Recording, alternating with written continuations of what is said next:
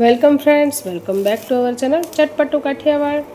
એકદમ છૂટી અને એકદમ ક્રિસ્પી કટ અવાજ તમને સંભળાઈ રહ્યો હોય છે એવી ચીક્કીની રેસીપી આજે શેર કરવાના છીએ। આપણે સિંગદાણાની ચીક્કી બનાવીએ એ પહેલાં ચેનલને જો સબસ્ક્રાઈબ ન કરી તો સબસ્ક્રાઈબ કરી બેલ આઇકન દબાવી ઓલ જરૂરથી દબાવી દેશો મિત્રો, જેને કારણે નવા વિડીયોઝના નોટિફિકેશન આપ સુધી મળતા રહે।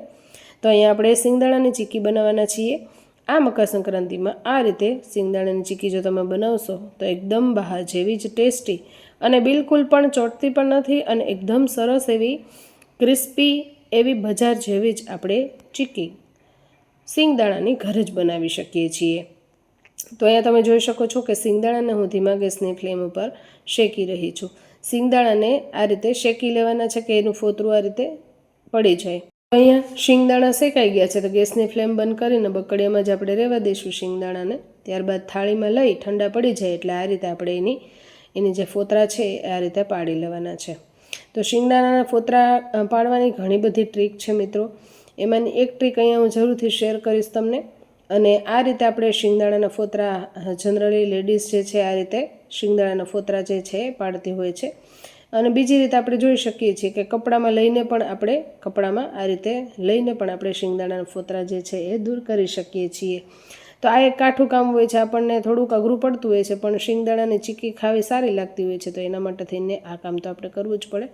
તો આ રીતે એક સારું એવું કોટનનું નેપકિન લઈ લેવાનું છે અને એને આ રીતે ઘસી અને એના ફોતરા આપણે દૂર કરી દેવાના છે। તો આપણે જોઈ શકીએ છીએ એકદમ સરસ એવા ફોતરા બધાય નીકળી ગયા છે। તો હવે આ રીતે ઝાટકી અને ફોતરા આપણે દૂર કરી લઈશું, તો એ કામ આપણે બહાર કરીશું। તો એ કામ પૂરું થઈ જાય એટલે આપણે જોઈ શકીએ છીએ સિંગદાણા એકદમ સરસ રીતે ક્લીન થઈ ગયા છે।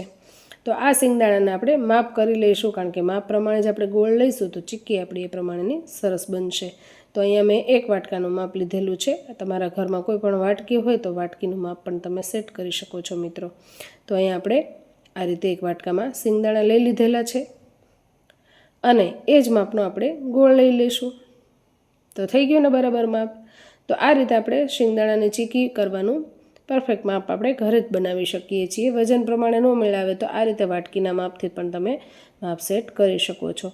ત્યારબાદ ચીક્કી સેટ કરતી વખતે જે સામગ્રી આપણે જોઈતી હોય તો એ સામગ્રી લઈ લેવાની અને એડવાન્સમાં આપણે આ કામ જરૂરથી કરી લેવાનું કે જે સરફેસ ઉપર આપણે ચીક્કી બનાવવાની હોય ત્યાં ક્લીન કરી લેવાનું, તેલ આ રીતે લગાવી લેવાનું, વેણામાં તેલ લગાવી લેવાનું। ત્યારબાદ જે ડટા દ્વારા જેના દ્વારા આપણે ભાખરી બનાવીએ છીએ એમાં પણ આપણે તેલ આ રીતે લગાવીને રાખી દેવું, જેને કારણે ચીક્કી એકદમ વ્યવસ્થિત રીતે આપણે સેટ કરી શકીએ છીએ। કઈ રીતે સેટ કરી શકાય એ નીચે તમને ચિત્રમાં દેખાતું હોય છે। તો રેસીપીમાં લાસ્ટ સુધી જોડાયેલા રહેજો મિત્રો। અહીંયા સુધી જો તમે આવ્યા હોય તો રેસીપી ગમતી હોય તો એક લાઇક જરૂરથી આપી દેજો અને ચેનલ પર નવા હોય તો સબસ્ક્રાઈબ જરૂરથી કરી લેજો આવી નવી રેસીપીઝ જોવા માટે થઈને। તો અહીંયા આપણે સરફેસ પર તેલ લગાવી દેવાનું છે કિચનની અને આપણે મેઇન જે આપણે વસ્તુ કહીએ તો એ છે ગોળની પાઈ કરવી। તો એના માટે પહેલી પ્રોસેસ એ કરીશું કે ધીમો ગેસ રાખી અને આપણે એમાં થોડું એવું ઘી નાખી દઈશું। ઘી એડ કર્યા બાદ આપણે એમાં ગોળ એડ કરી દેવાનો છે અને ગોળને આપણે ધીમે ધીમે આ રીતે ઓગળવાનો છે, મેલ્ટ કરવાનો છે। અને આ રીતનો વ્હાઇટ ગોળ લીધેલો હોય તો એ ચીક્કીનો કલર જે છે ને એકદમ સારો આવે છે। ઘણા બહેનો ભીલીનો ગોળ પણ લઈ આવતા હોય છે, ભીલીના ગોળની પણ એકદમ સરસ એવી ચીક્કી બને છે અને એકદમ ટેસ્ટી પણ બને છે અને વ્હાઇટ સરસ બને છે।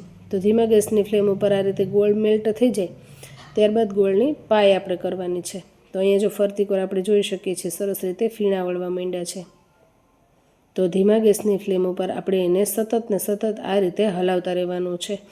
આ રેસીપીમાં મેઇન જો આપણે કહી શકીએ તો એ છે ગોળની પાઈ કરવાનું। તો આ રીતે ગોળની પાઈ આપણે ધીમા ગેસની ફ્લેમ ઉપર ચલાવતા જઈશું તવીથાની મદદથી અને આ રીતે કરશું। તમારી પાસે જે કઢાઈ હોય એ કઢાઈમાં ધ્યાન રાખવાનું કે ગોળ છે ફરતી કોર ચોટે નહીં। હવે પાઈ કઈ રીતે થઈ છે કેમ ખબર પડે, તો આ રીતે એક કટોરીમાં પાણી લઈ લેવાનું, એક હાથે આપણે આ રીતે હલાવતું રહેવાનું છે ગોળને ધીમા ગેસની ફ્લેમ ઉપર અને આ રીતે ચેક કરી લેવાનું। તો આપણે જોઈ શકીએ છીએ જો આ રીતે લાળ બને છે, તાર બને છે, એટલા માટે હજુ પણ ગોળ થયો નથી, એટલે આપણે ગોળ ફરીવાર એમાં એડ કરી દઈશું અને ધીમા ગેસની ફ્લેમ ઉપર ફરીવાર આપણે ગોળને જે છે એ પાઈ કરવા માટે રહેવા દઈશું। ગોળનો આખો કલર જ ચેન્જ થઈ જાય છે, ટેક્સચર આખું બદલાઈ જાય છે, આપણને ખ્યાલ આવી જાય છે કે પાઈ આપણી થઈ ગઈ છે। ફરીવાર આપણે આ રીતે લઈને જોઈ લઈએ તો આપણે જોશું કે આ રીતની ગોળી આપણે વાળી લેવાની છે અને ગોળી વાળી આ રીતે ડીશમાં કટરારાનો અવાજ આવે તો સમજી જવાનું છે કે આપણો ગોળ જે છે વ્યવસ્થિત રીતે થઈ ગયો છે. હવે એ જ ગોળીને આપણે ફરીવાર ગોળમાં એડ કરી દઈશું એટલે મેલ્ટ થઈ જશે. બાદ 12 જેવી ચીક્કી આપણી બને એ માટે થઈને આપણે એમાં થોડા એવા સાજીના ફૂલ એડ કરી દઈશું. તો એને લીધે ગોળ છે એ સારું એકદમ ફૂલી જાય છે. જો આપણે જોઈ શકીએ છીએ ટેક્સચર એકદમ ચેન્જ થઈ ગયું છે. પહેલાં કેવું હતું અને અત્યારે કેવું થઈ ગયું છે.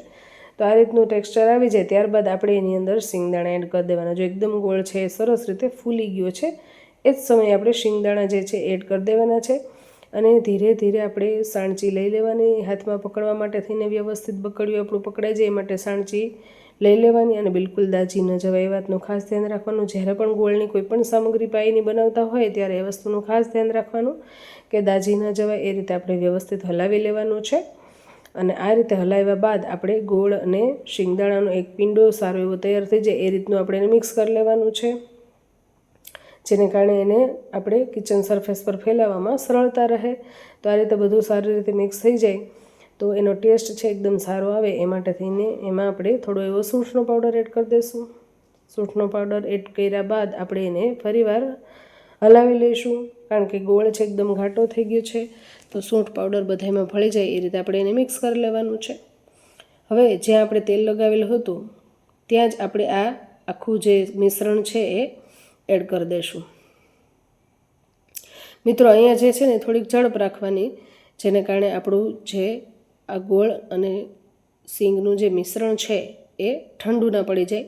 કારણ કે જો થોડું ઠંડુ પડી જશે તો એને વણવું બહુ જ અઘરું પડી જાય છે અને એને પાતળું કરવું પણ થોડુંક અઘરું પડી જાય છે. એટલા માટે થઈને આપણે હાથમાં દાજીએ નહીં. એ રીતે આપણે હાથમાં તેલ લગાવી અને આ રીતે આપણે જે છે એ પિંડાને મિક્સ કરતો જવાનો છે આ રીતે ધીરે ધીરે. અને જ્યારે એક પિંડા જેવું સરસ રીતે તૈયાર થઈ જાય ને મિત્રો ત્યારે જ ખાસ ધ્યાન રાખવાનું અને નીચે બિલકુલ પણ ચોટે નહીં એનું ખાસ ધ્યાન રાખવાનું. કારણ કે જો નીચે ચોટી જશે તો એ ચીક્કી વણવી બહુ અઘરી પડી જાય છે અને વણ્યા બાદ પછી એને કાઢવી બહુ અઘરી પડે. તો જો તમે જોઈ શકો છો કે લોટના પિંડાની જેમ હું થોડું જો તેલ પણ મેં લગાવી લીધું અને લોટના પિંડાની જેમ ભેગો કરતી જાઉં છું. જો આ રીતે ભેગું કરવાનું કારણ એ છે કે એક સરખું આપણે કેમ ઘઉંનો લોટ જે છે એ બાંધ્યો હોય તો એક સરખો ભેગો થઈ જાય તો વણવામાં સરળ રહે. તો એ રીતે આપણે 2 થી 3 વાર આવી રીતે અલટાવી પલટાવી અને પિંડો બનાવી લેવાનો. જો આવી રીતે આ રીતે છે ને આપણે એને પિંડા જેવું તૈયાર કરી લેવાનું અને ત્યારબાદ આ રીતે લોટના પિંડાની જેમ વ્યવસ્થિત ભેગો કરી અને આ જે ભાખરી માટે જે ડટ્ટાનો ઉપયોગ કરીએ છીએ એનો ઉપયોગ ખાસ એ રીતે કરવાનો કે જેનાથી આપણે એનો શેપ વ્યવસ્થિત આપી શકીએ. અને જો આ રીતે હલાવતું પણ જવાનું. હલાવવાનું કારણ એ છે જો હલાવવાથી આવી રીતે ખસેડતું જવાનું. ખસેડવાનું કારણ એ છે કે નીચે ચોટે નહીં બિલકુલ પણ અને આ રીતે આપણે શેપ પણ એનો આપતો જવાનો એટલે આપણે 12 જેવી ચીક્કી બનાવી શકીએ છીએ. જો તમે જોઈ શકો છો કે હું આ રીતે ધીરે ધીરે હલાવતી પણ જાઉં છું મિશ્રણને અને સરફેસ પર બિલકુલ પણ આ મિશ્રણ ચોટ્યું નથી. તમે બધાય જોઈ જ શકો છો. તો જે આપણે મેઇન કામ આપણે આનું કહી શકીએ તો જે છે એ ચીક્કી બનાવવા માટેના 2 વસ્તુ મેઇન એની હોય છે. એ છે એક તો ગોળની પાઈ કરવી અને બીજું આ રીતે એને પાતળું વણવું અને એક સરખા શેપમાં આ રીતે વણી લેવું અને શેપ કરતાં પણ નીચે ચોટે નહીં એ વસ્તુનું ખાસ ધ્યાન રાખવું. અને એ રીતે જ આપણે તેલ અથવા તો ઘી સરફેસ પર લગાવી દેવાનું વેરણામાં અને કિચન પર પણ. અને તો તમે વ્યવસ્થિત રીતે ચીક્કી જે છે એ બનાવી શકો છો મિત્રો. તો આ રીતે સિંગદાણાની ચીક્કી છે એ મેં બનાવેલી છે. તમે બનાવી કે નહીં કમેન્ટ કરી અને જરૂરથી કહેજો. અને સિંગદાણાની ચીક્કીની આ રેસીપી તમને કેવી લાગી છે એ પણ મને કમેન્ટ કરી અને જરૂરથી કહેજો મિત્રો. જો આ રીતે 2 સામગ્રીનો ઉપયોગ કરતી મેં આ રીતે સિંગદાણાની ચીક્કી જે છે એ ફેલાવેલી હતી. તમને થોડુંક એમ લાગશે કે વાર બહુ લાગી છે પણ વ્યવસ્થિત જ્યારે તમે એને વણી લ્યો છો ને ત્યારે થોડીક વાર તો લાગે જ છે. જો રોટલીની જેમ હું એને ઉપાડી શકું છું વ્યવસ્થિત હાથમાં, જો આ રીતે છૂટું પાડી શકું છું. તો આ રીતનું આપણું જે છે એ સરસ રીતે ચીક્કીનું ટેક્સચર તૈયાર થઈ જાય છે અને સરસ રીતે વણી પણ શકાય છે. જો આ રીતે એકદમ છૂટું જ છે પણ આ જે છૂટું હોય ત્યારે એક વળતું હોય ને એ સમયે જ આપણે આ રીતે એમાં કાપા કરી લેવાના, જેને કારણે તમે ફટાફટ એના જે છે એ ટુકડા કરી શકો છો. તો એમાં પણ જો અત્યારે હું વિડીયો બનાવતા આ રીતે એક સરખા ખાલી ઊભા કાપા જ કરી શકી હતી. બીજો કાપો કરે ત્યાં સુધીમાં તો એ ઠંડુ પડી ગયું હતું પણ વાંધો નહીં. જો આ રીતે પણ આપણે ચીક્કી સરસ રીતે બનાવી શકીએ છીએ એકદમ ક્રિસ્પી. જો તોડીને તમને બતાવું છું ને એકદમ ક્રિસ્પી એવી આપણી ચીક્કી છે એ રેડી થઈ જાય છે. તો તમે જરૂરથી બનાવજો મિત્રો આ રીતની રેસીપી. તો મકર સંક્રાંતિમાં તમે આ રીતે ચીક્કી જરૂરથી બનાવો. અને ચેનલને જો સબસ્ક્રાઈબ ન કરો તો સબસ્ક્રાઈબ કરો, બેલ આઇકન દબાવી ઓલ જરૂરથી દબાવજો, જેને કારણે નવા વિડીયોઝના નોટિફિકેશન આપ સુધી મળતા રહે. અને ખરેખર સિંગદાણાની ચીક્કીની આ રેસીપી જો આપને ગમી હોય તો આપણા ફ્રેન્ડ સર્કલ્સ અને ફેમિલી ગ્રુપમાં રેસીપીને શેર કરવાનું બિલકુલ ભૂલતા નહીં. શેર જરૂરથી કરી દેજો.